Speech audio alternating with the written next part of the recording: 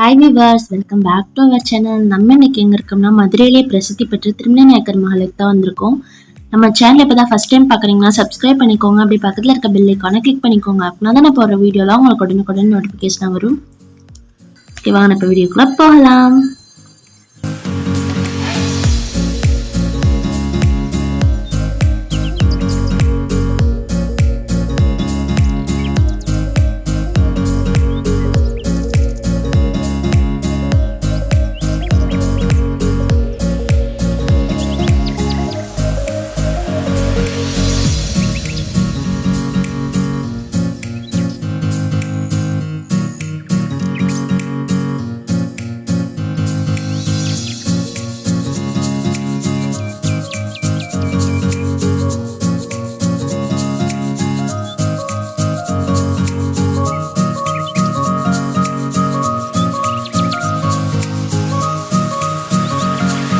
எல்லாருக்கும் மதுரைன்னு சொன்னாலே ஃபஸ்ட்டு ஞாபகம் வருது மீனாட்சி அம்மன் கோயிலாக தாங்க இருக்கும். மீனாட்சி அம்மன் கோயிலை பற்றி தெரிஞ்ச எல்லாருக்குமே திருமலை நாயக்கர் மஹாலை பற்றி கண்டிப்பாக தெரிஞ்சிருக்கும். அந்த திருமலை நாயக்கர் மஹாலை பற்றி தான் நம்ம இந்த வீடியோவில் பார்க்க போகிறோம்.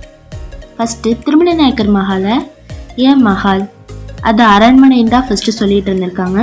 இப்போ இதை மஹாலாக மாற்றிருக்காங்க. இது யார் கட்டினாங்க அப்படின்னு சொல்லி பார்த்தீங்கன்னா, மதுரை ஆண்ட நாயக்கர் மன்னர்களில் ஒருவரான திருமலை நாயக்கர் தான் இந்த அரண்மனை கட்டியிருக்காரு. எந்த ஆண்டு கட்டினாருன்னு பார்த்தீங்கன்னா கிபி 1636 ஆண்டில் தான் இதை கட்டியிருக்காரு. இது மீனாட்சி அம்மன் கோவிலுக்கு வெறும் 2 கிலோமீட்டர் தொலைவில் தான் கட்டியிருக்காங்க.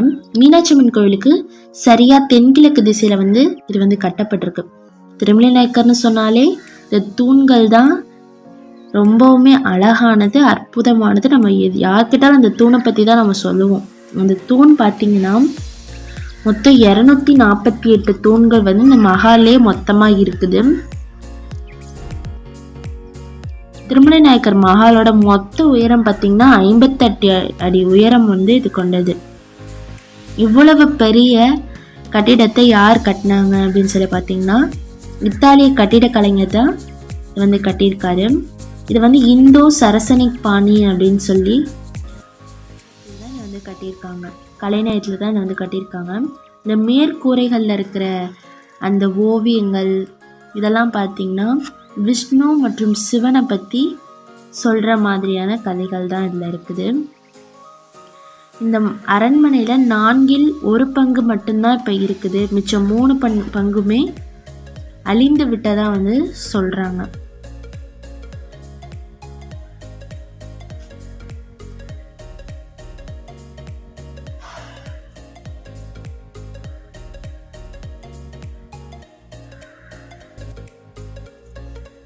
இந்த அரண்மனையில் பார்த்தீங்கன்னா இசை மண்டபம், நாடகசாலை, பல்லக்கு சாலை, ஆயுத சாலை, வழிபாட்டிடம், வேறு அரச குடும்பத்தினருக்கும் பணியாளர்களுக்கும் வசிப்பிடங்கள், அந்தப்புறம், பூங்காக்கள், தடாகங்கள் அப்படின்னு நிறைய பகுதிகள் இந்த நாயக்கர் மஹால்லே இருக்குது. இங்கே எதுக்கு இந்த மாதிரி சேர் போட்டிருக்காங்க அப்படின்னு சொல்லி பார்த்தீங்கன்னா, மாலை 6:30 மணிக்கு இங்கே லைட் ஷோ இங்கே நடக்கும். உங்களுக்கு அந்த வீடியோ வேணும்னா கமெண்ட் பாக்ஸில் சொல்லுங்கள், கண்டிப்பாக நான் அது போடுறேன்.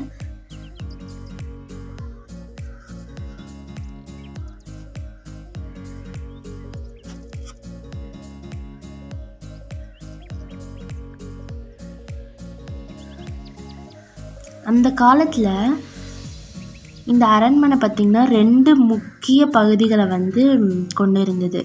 ஒரு பகுதி பார்த்திங்கன்னா சொர்க்க விலாசம், இன்னொரு பகுதி பார்த்திங்கன்னா அரங்க விலாசம். சொர்க்க விலாசம் மன்னரோட வசிப்பிடம்னும், அரங்க விலாசம் அவரோட தம்பி முத்தியால நாயக்கரோட வசிப்பிடம் அப்படின்னு சொல்லி சொல்கிறாங்க.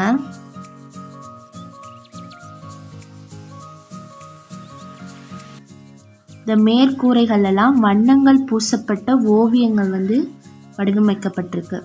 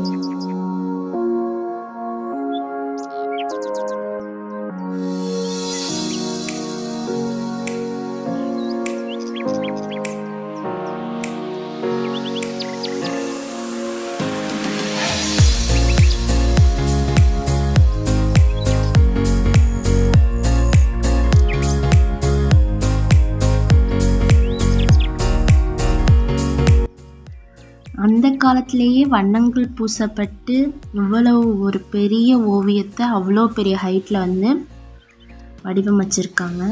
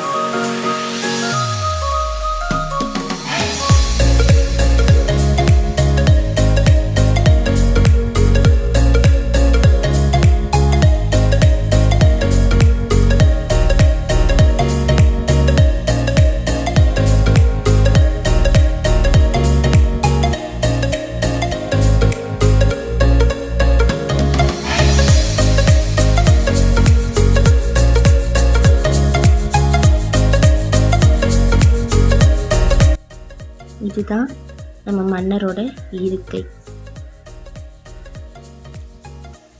மேலே வண்ணங்கள் பூசப்பட்ட ஒரு ஓவியம் இருக்கு.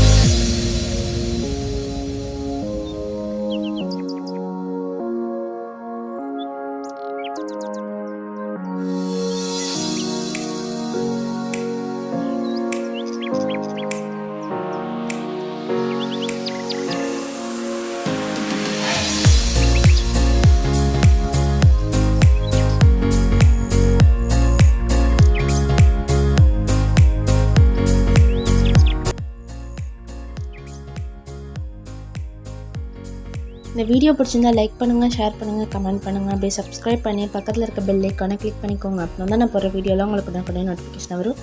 தேங்க்யூ.